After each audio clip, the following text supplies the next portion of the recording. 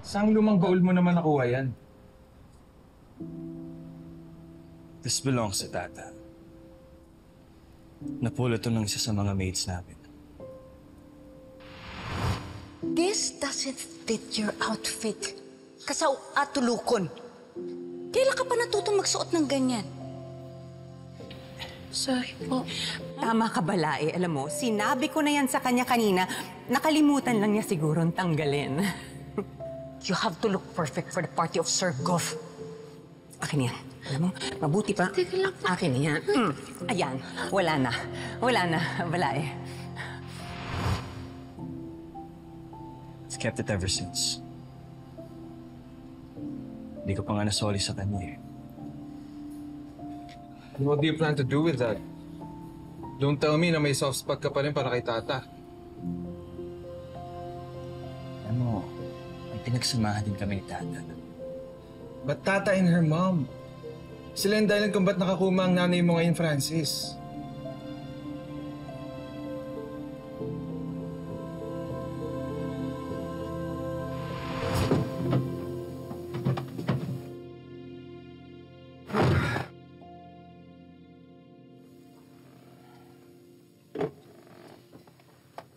Kuya, how do you stay so calm? I mean, kanina sa office, ang laki ng problema ng mga tauhan natin sa engineering. Sila nga yung may mali eh. Pero hindi ka nagalit sa kanila.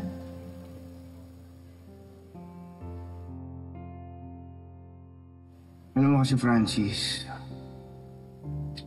pag nagagalit ka, mas madalas na hindi mo nasusolusyonan yung problema dahil sa galit mo. Kumpara, kapag kalmado ka.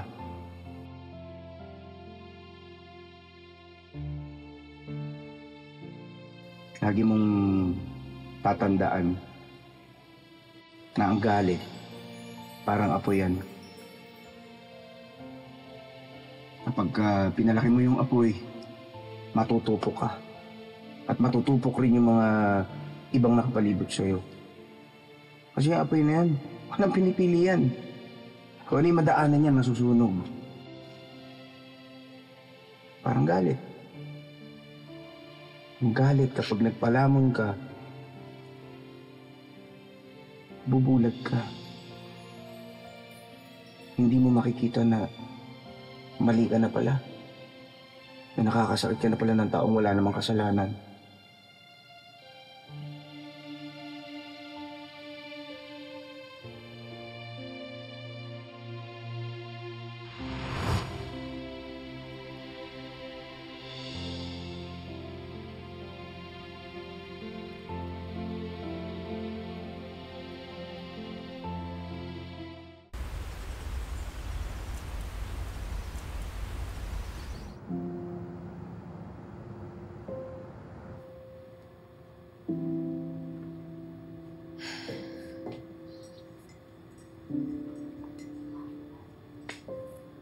Ta, magkakape ka ba?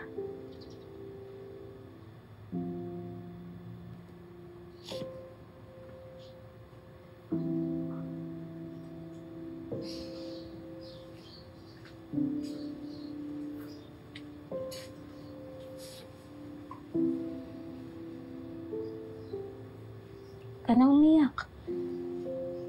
Kagabi ka pa iyak ng iyak eh. Pakatatag ka ha?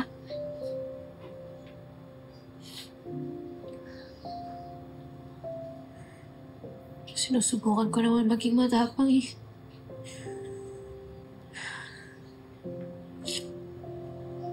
Pero nakakatampo lang yung mundo. Puro malas na lang kasi yung nangyayari sa amin.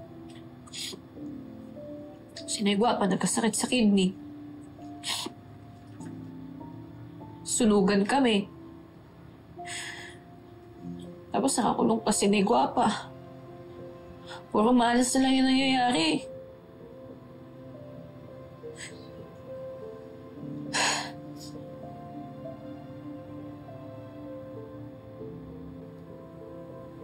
Alam mo ba sabi sa akin ng nanay ko nung buhay pa yun?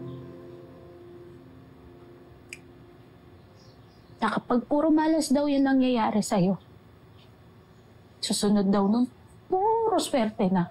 As in. Kaya malay mo, susunod na linggo, susunod na araw, magiging okay din lahat. Sana nga. Nga pala, pasensya na kayo dito sa bahay, ha? Iya mo, pag ako yumaman, papagawa ko ng 10 kwarto. Tiga-tigalawa tayo, tapos meron pa tayong spare para sa mga bisita. Tapos, meron din akong mga napagliitan na damit dyan. Bibigay ko na lang din sa'yo. Ate Ningning, sanay naman po kami kumain ng sardinas na ulam. Kaya parang sardinas na rin po kami matulog. Siksikan. Uy. Psst. May. Alika nga rito. Ningning, pagpasensyahan mo na to Medyo matabil talaga yung bibig nito eh. Pero huwag kang mag-alala, mabait naman yan eh. Wala yun, kuya. Huwag mo na pagalitan.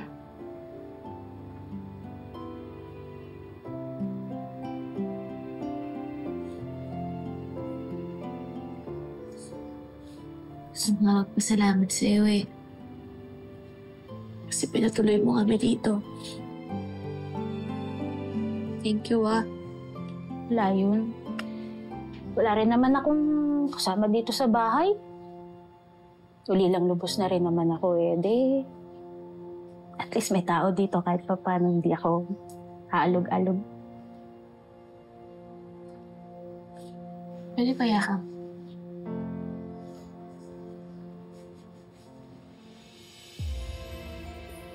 Salamat talaga. Ang bait mo. Ako lang to. Pero alam mo, kanina pa nasa isip ko yung lalaking pumunta sa bahay. Yung lalagyan ng pesticide yung bag ko. Hindi kaya gagawin yun? Hindi kaya tama yung hinala ko dyan. Hindi kaya si Ma'am Venice talaga yung may pakana lahat nito? Na gusto ka lang nilang taniman ng ebidensya? Kung ganun, ang sama-sama talaga nila. Eh, paano kung ganun nga? Paano kaya kami lalaban?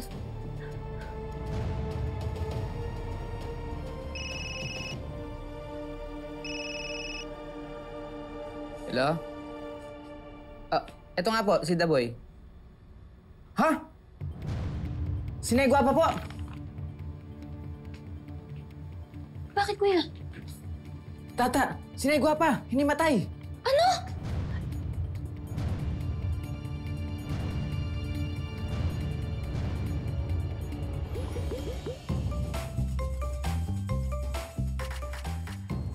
Gusto ko sana malaman kung sino yung doctor mo. Para lang maiwasan ko. Bigaon ka na yung babae ka, ha? Talaga? Secure ka talaga sa akin, ha? Tatatapatin na kita. Hindi maganda ang kalagayan ng nanay mo ngayon. Mukhang kakailanganin natin ang pangalawang kidney transplant para sa nanay. Ako na lang po kaya mag-donate ng kidney ko kay nanay. I'm sorry, pero lumabas na hindi compatible ang blood type yung dalawa. Hindi akong imo nga nanay.